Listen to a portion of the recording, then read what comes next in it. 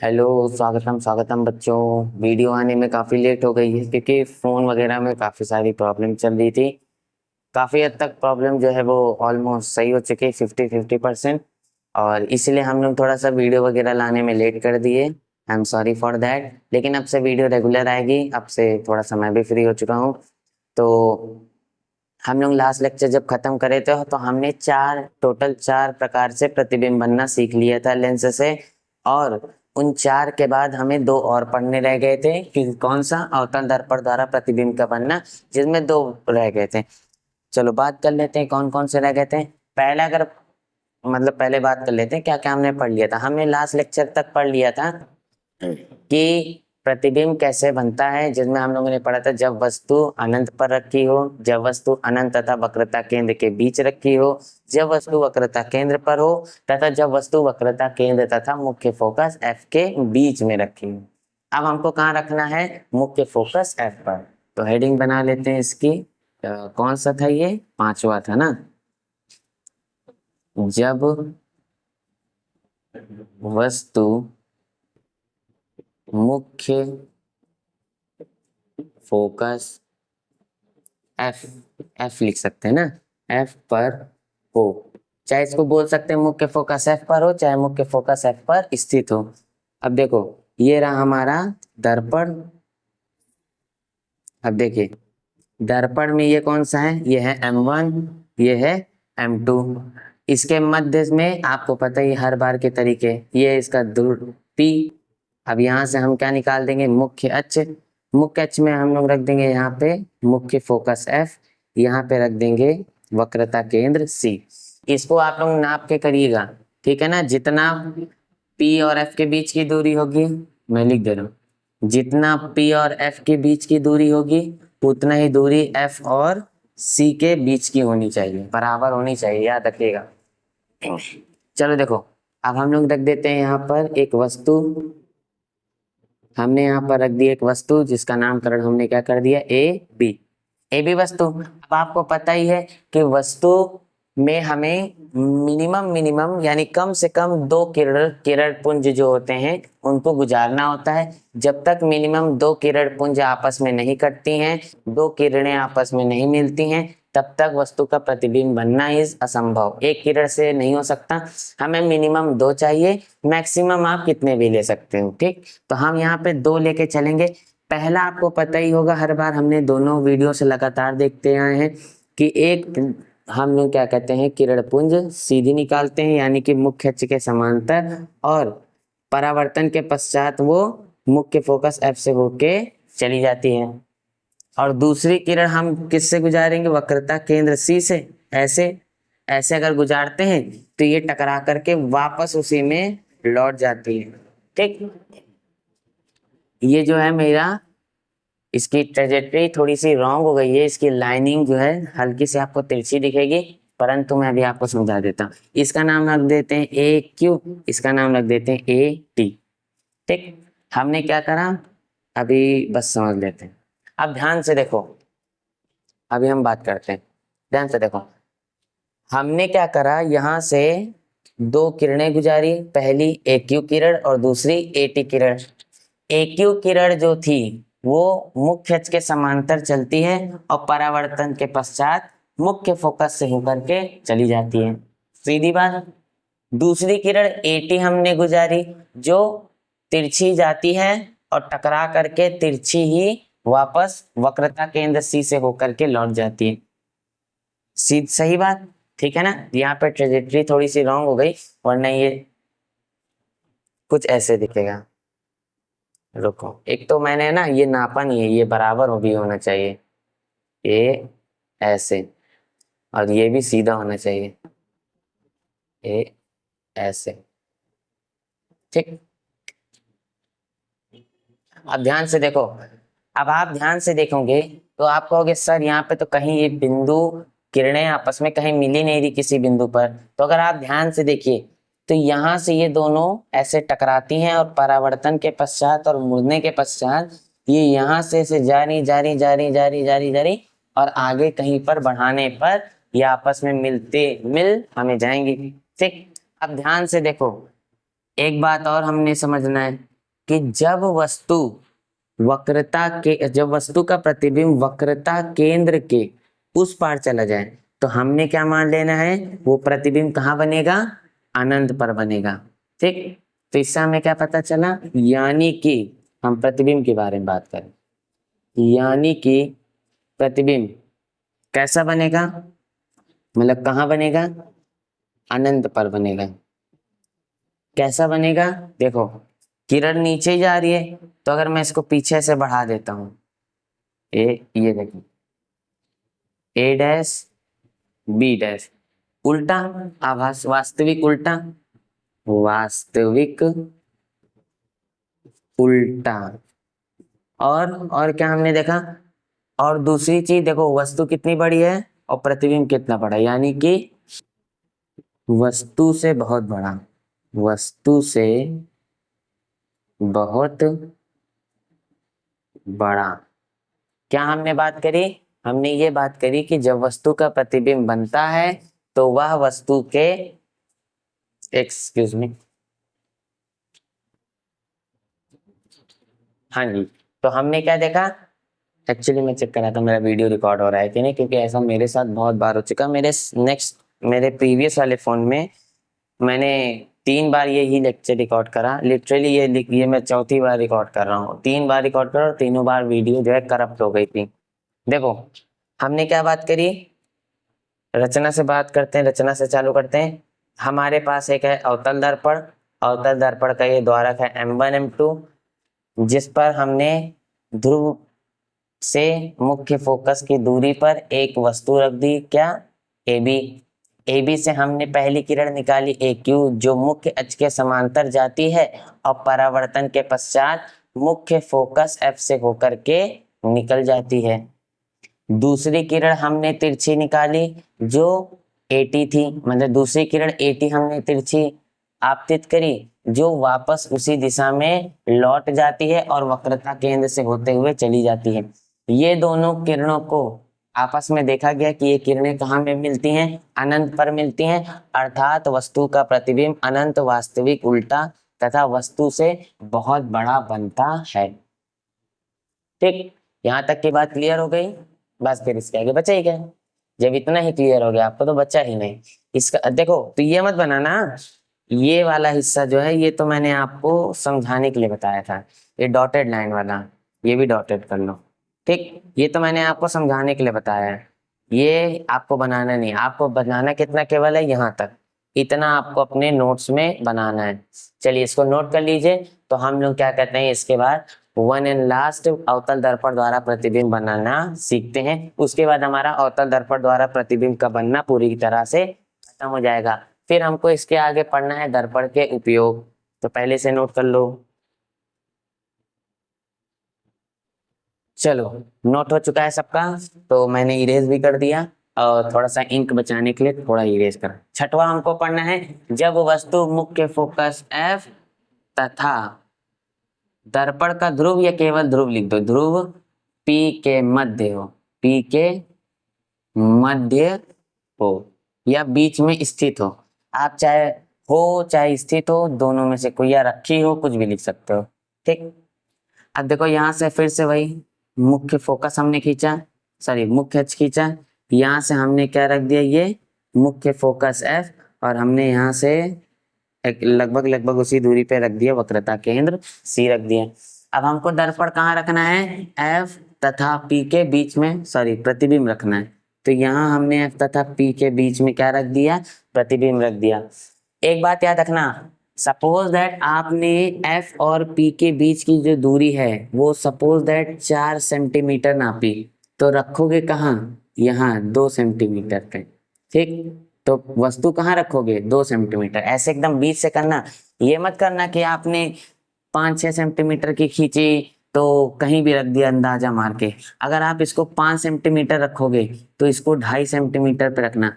जब आप एकदम एग्जैक्ट वैल्यू रखोगे तभी आपको एकदम एग्जैक्ट और सबसे प्रिसाइज क्या कहते हैं आंसर मिलेगा।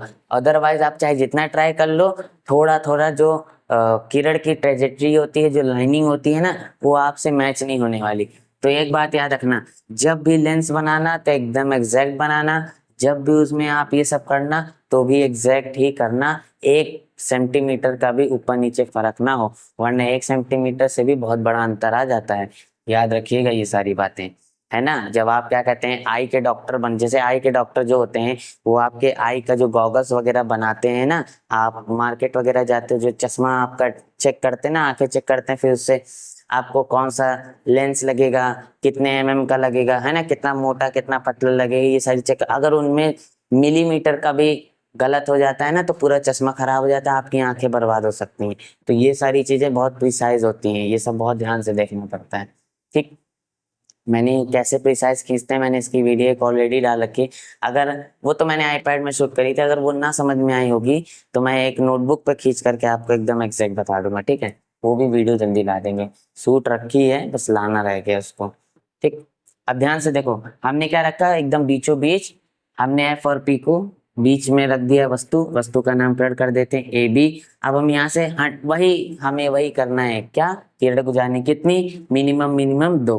तो पहली किरण आप सबको पता है मुख्य अक्ष के समांतर, कौन सी किरण, ए क्यू नाम दे देते हैं। फिर परावर्तन के पश्चात कहाँ चली जाएगी, मुख्य फोकस से होकर के चली जाएगी, ये लो, मुख्य फोकस से होकर के चली गई। दूसरी किरण देखो, दूसरी किरण हम लोग कहाँ रखेंगे, दूसरी किरण रखेंगे हम लोग ऐसे, जो तिरछी कटेगी और तिरछी कट करके उसी माध्यम में वापस लौट जाएगी। अरे यार तिरछी हो गई देखो,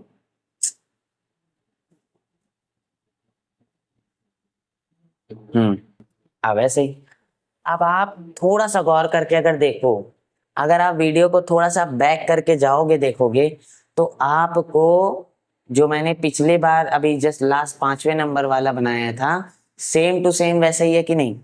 इसमें भी हमने किरण वैसे ही गुजारी, दोनों की दोनों, और इसमें वैसे ही परावर्तन हुआ, वैसे ही कटा। बस इसमें अंतर क्या था, अंतर ये था कि वस्तु एफ पे ना होकर के एफ और पी के बीच में। तो कहोगे सर फिर इसका मतलब ये भी अनंत पर बनेगा और इसका भी प्रतिबिंब क्या होगा, वास्तविक उल्टा तथा वस्तु से बहुत बड़ा। नो, ना तो ये वास्तविक होगा, ना तो उल्टा होगा, ना तो अनंत पर बनेगा। ध्यान से देखो, अगर आप, मैंने जो पिछली बार वाला बनाया था उसमें किरण कुछ ऐसी जा रही थी, ऐसे, और इसमें किरण जो है ऐसी जा रही है। अगर दोनों में अंतर देखोगे तो ये किरण आगे चल करके कहीं मिलेंगी। ठीक, इनकी ट्रेजेक्टरी हम पीछे करते हैं, देखो ये किरण आगे चल करके ऐसे, ये देखो ये किरण आपस में यहाँ मिल गए, लेकिन ये किरण कहीं मिलेंगी, ये देखो, ये तो जितनी दूर जा रही हैं, आई होप वहां तक पूरा दिख रहा आपको अच्छे से, तो ये जितने दूर जा रही है ये उतना फैलती जा रही है। तो इसका मतलब ये किरणें कभी भी पीछे जाकर के नहीं मिलेंगी। देखो ये हाथ मेरा अपने आप वाइड होता जा रहा है ना, तो इन दोनों के बीच की जो दूरियां हैं आपस में वो बढ़ती जा रही। इसका मतलब सर यहाँ पे प्रतिबिंब ही नहीं बनेगा, जी यस, यहाँ पे कोई भी प्रतिबिंब नहीं बनता। परंतु अभी मैंने आपको बताया था सीधा माने आभासी होता है और वास्तविक माने उल्टा होता है। तो हम यहाँ पे सर आभासी प्रतिबिंब कब देखेंगे, अब हम लोग चल रहे हैं यहाँ पे आभासी प्रतिबिंब जानने। देखो, अगर हम इसको अगर हम इसको किरण को पीछे की ओर ऐसे बढ़ा दें, ये देखो, ये देखो, यहाँ अगर हम किरण को पीछे की ओर बढ़ा दें तो ये किरण आपस में बिंदु ए डैश पर काटती हुई प्रतीत होती हैं। मैंने क्या बोला, मेरी बातों को ध्यान से दे सुनना और लिखना भी, काटती हुई प्रतीत होती हैं, ना कि काट रही हैं, प्रतीत होती हैं। वी आर अज्यूमिंग, हम ऐसा मान रहे हैं, जैसे मैथमेटिक्स में सवाल लगाते हुए, साइंस में सवाल लगाते हुए कभी कभार हम मानते हैं, वैसे ही हम यहाँ पर भी मान रहे हैं, प्रतीत कर रहे हैं, आभास कर रहे हैं कि यहाँ पर ये किरणें पीछे बढ़ाने पर बिंदु ए डैश पर एक दूसरे को काटती हुई प्रतीत हो रही हैं, और यहीं से लंब खींचने पर यही वस्तु का क्या है, प्रतिबिंब। और कैसा है, ए डैश बी डैश ना, कैसा है, आभासी है। ठीक, दूसरा सीधा है, और नेक्स्ट क्या है, दर्पण के उस ओर, दर्पण के उस ओर या दर्पण के उस तरफ या दूसरे पार, ठीक, तथा वस्तु से बड़ा, वस्तु से बड़ा, ठीक।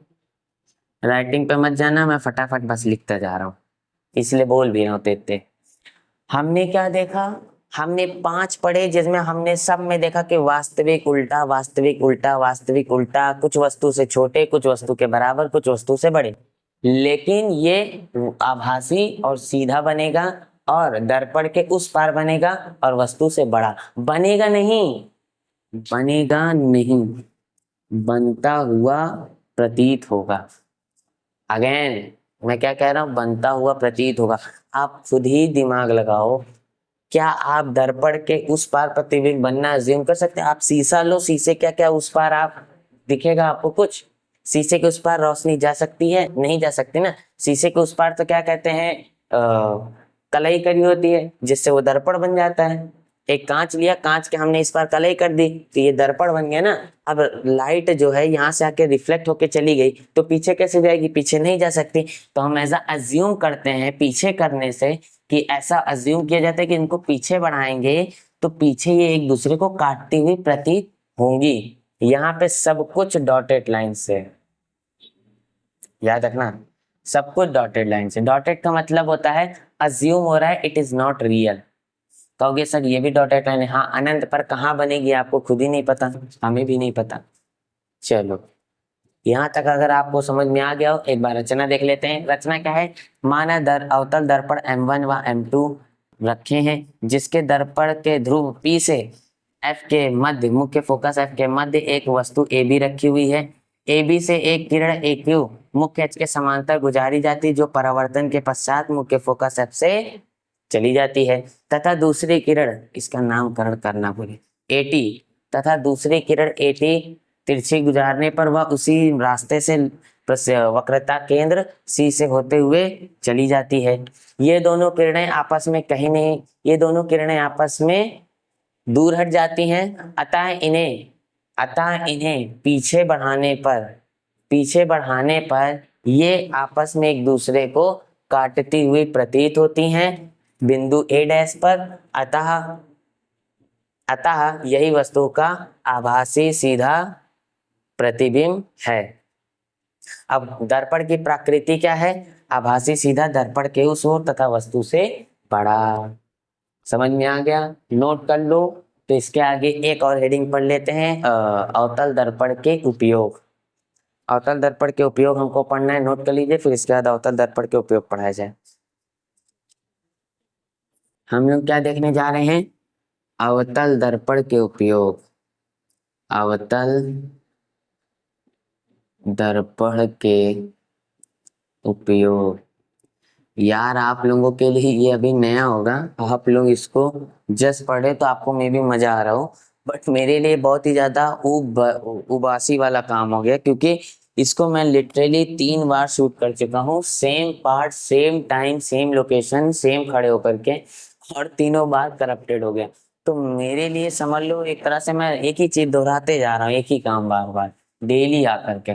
देखो अवतल दर्पण के उपयोग, अभी मैंने आपको 6 प्रकार से प्रतिबिंब बनना सिखाया, तो इसी से इसका हम लोग उपयोग भी जानेंगे। देखो हमने क्या देखा, जब वस्तु वक्रता केंद्र पर था तो वस्तु का प्रतिबिंब वस्तु के ही जितना बड़ा था। हमने जब वस्तु को वक्रता केंद्र C तथा F के बीच में रखा तो वस्तु का प्रतिबिंब बड़ा हो गया, जब F पर रखा और बड़ा हो गया, है ना। तो वही चीज, वही बात हम लोग करने जा रहे हैं, यानी कि इसका पहला उपयोग इसी से है। इसमें क्या होता है, इसमें जो बार्बर होता है वो दाढ़ी बनाने तथा बाल काटने के लिए करता है। क्यों करता है? क्योंकि अवतल दर्पण में जो वस्तु का प्रतिबिंब बनता है वो कैसा बनता है, सीधा बनता है और बड़ा बनता है। एकदम पास में ले जाओ तो आप देख नहीं सकते। देखो आपके घर में जो बड़े लोग होते हैं, बुजुर्ग होते हैं, वो बाल ऐसे एकदम छोटा वाला शीशा होता है, उसको ऐसे पास में रख करके देख करके काटते हैं ना, इससे प्रतिबिंब जो बनता है एकदम सीधा बनता है और बहुत बड़ा बनता है, तो जिससे हमको दिखने में आसानी हो जाती है। ठीक, दूसरा इसका यूज कहाँ होता है, दूसरा इसका यूज जो होता है वो डेंटिस्ट करते हैं, डेंटिस्ट यानी कि दांत के डॉक्टर, दांत के डॉक्टर वही काम, क्योंकि इससे सीधा और बड़ा दिखता है तो इससे फोकस करने में आसानी होती है। इनके पास क्या कहते हैं, छोटी सी ऑप्टिकल फाइबर वाली एक की पाइप टाइप की होती है जिससे वो देख सकते हैं अंदर की चीजें, तो जिससे वो दांत के अंदर का व्यू देखते हैं और उसी हिसाब से, क्योंकि अब देखो आपका मुंह एकदम बड़ा तो हो नहीं सकता, उसको खोल के अलग तो कर नहीं सकते, तो हमें क्या होता है एक ऐसा ऑप्टिकल फाइबर वाले एक ऐसी मशीनरी चाहिए होती है, अभी स्क्रीन पे आपको दिख रही होगी, जिससे आप क्या कहते हैं वो यहाँ लगाते हैं तो उससे अपने आप वो जूम करके बड़ा दिखने लगता है और फिर उससे डॉक्टर देख लेते हैं कि आपके दांत में कहाँ पर क्या नुकसान हुआ है, फिर उससे वो लोग अपने इंस्ट्रूमेंट द्वारा, अपने एक औजारों द्वारा ये वाला पार्ट कट हो जाएगा, है ना, फिर इससे डॉक्टर लोग क्या करते हैं आपका इलाज कर देते हैं, सिंपल। नेक्स्ट यहाँ पे लिख लेना दांतों के इलाज के लिए। नंबर 3, एक्सक्यूज मी, चलिए कॉल आ गया था मेरा, आगे बढ़ते हैं। देखो डेंटिस्ट वाला हमने समझ लिया, और दूसरा होता है लैंप में, लैंप में भी कौन सा, टेबल लैंप, टेबल लैंप, हर एक लैंप नहीं कह सकते, मैं टेबल लैंप स्पेसिफिक कह रहा हूँ। टेबल लैंप में क्यों, टेबल लैंप में इसलिए ताकि वो फोकस कंट्रोल कर सके, फोकस बैलेंसिंग के लिए, फोकस बैलेंसिंग के लिए, क्योंकि आपने देखा है अवतल दर्पण कैसा होता है, अवतल दर्पण दिखने में कुछ ऐसा होता है, ए ऐसा, है ना, अवतल दर्पण दिखने में कुछ ऐसा होता है, इसका मतलब यहाँ पे जो किरणें आएंगी ये उनको समाहित कर देता है, बटोर देता है, ना कि फैलाता है, ये किरणों को बटोर देगा। अब ये जब किरणों को बटोर देगा तो इसका मतलब ये फोकस को क्या कर देता है, बैलेंस कर देता है, इसलिए इसका उपयोग टेबल लैंप में करा जाता है। क्योंकि देखो टेबल लैंप में क्या होता है, आप जब स्टडी टेबल लेते हो या फिर आप टेबल लैंप लेते हो अपने टेबल पे रखते स्टडी करते समय, वैसे करते तो हो भी नहीं आप लोग स्टडी, ठीक है, आप सबके घर टेबल लैंप हो तो होगी तो जरूर, बट आप लोग स्टडी करते नहीं हो, नाम करते हो।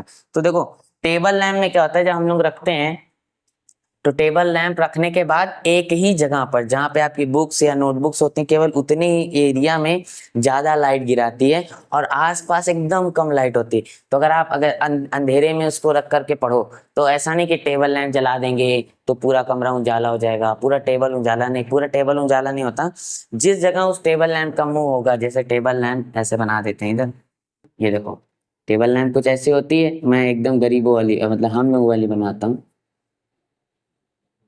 एक ये वाली, एक ये कैसे होती है यार, ये टेबल लैंप कुछ ऐसे होती है। अब यहाँ पे अगर आप देखो तो इसका जो फोकस होता है वो बस इतने ही दूर में होता है, ए इतना ऐसा, और इधर इधर जाता ही नहीं, ठीक। तो टेबल लैंप में क्या करते हैं हम, अवतल दर्पण का उपयोग करते हैं। तो टेबल लैंप में कहाँ होगा, टेबल लैंप में उसके सेट्स में होता है, टेबल लैंप में उसके सेट्स में होता है, सेट्स का मतलब उसके किनारे किनारे के पार्ट्स में, जिससे क्या होता है वो फोकस को बैलेंस करके एक ही जगह पर डाल सके।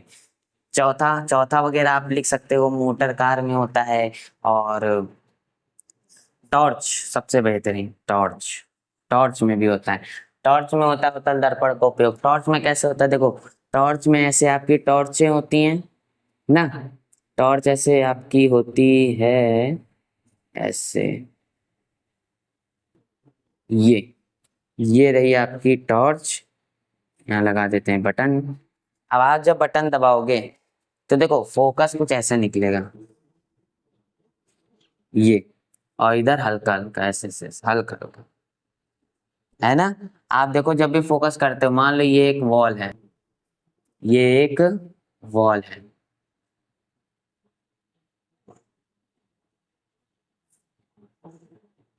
ये एक वॉल है, तो इस लाइट का जो फोकस होगा एक ही जगह जाएगा और यहाँ पर फोकस बहुत कम कम फैलेंगे। आपने देखा होगा ना, आपने देखा होगा आप जब ऐसे टॉर्च किसी चीज पर ऐसे मारते हो तो टॉर्च का जो बीच वाला एरिया होता है छोटा सा, वो गोल वाला एरिया सीधे जाता है और हल्की हल्की लाइट जो होती है हल्की हल्की फैलती है, ठीक, हल्की हल्की फैलती है।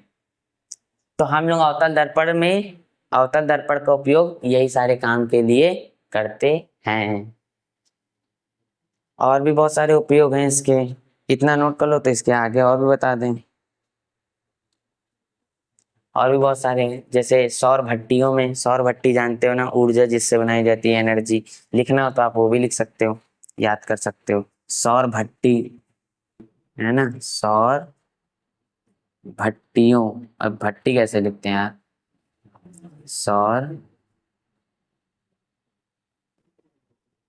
भट्टियों में, अगर मेरा गलत होगा तो उसको सुधार लेना।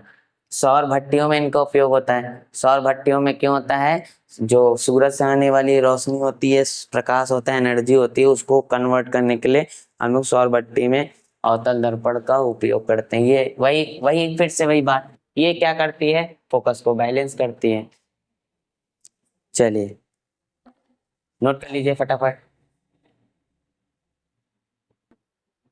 अगर अब आपका नोट हो गया हो तो यहीं से वीडियो को समाप्त करते हैं। नेक्स्ट लेक्चर में हम लोग अवतल दर्पण द्वारा जो प्रतिबिंब बनना हमने टोटल 6 प्रकार से सीखे थे, हम इनके क्या कहते हैं, एक छोटी सी ट्रिक तो नहीं कह सकते, ट्रिक जैसा ही कुछ है, उसको समझेंगे, जिससे आप आराम से याद कर सकते हो कि अगर ये दर्पण होगा, अगर मान लो ये दर्पण में यहाँ पर वस्तु रखी होगी तो प्रतिबिंब कैसा बनेगा, उसकी प्रकृति। क्योंकि एग्जाम में अगर ये छोटे शॉर्ट आंसर आ गए तो आप भूल भी सकते हो, लॉन्ग आंसर आएंगे तो आप बनाओगे, बनाने के बाद आप खुद ही रचना कर लोगे जैसा बनाओगे। लेकिन शॉर्ट आंसर में आपको पास बनाने का समय नहीं होगा, आपको डायरेक्ट उसका दर्पण कैसा, दर्पण कहाँ रख, दर्पण में वस्तु कहाँ रखने पर प्रतिबिंब कहाँ बनेगा, आपको तुरंत बताना रहेगा।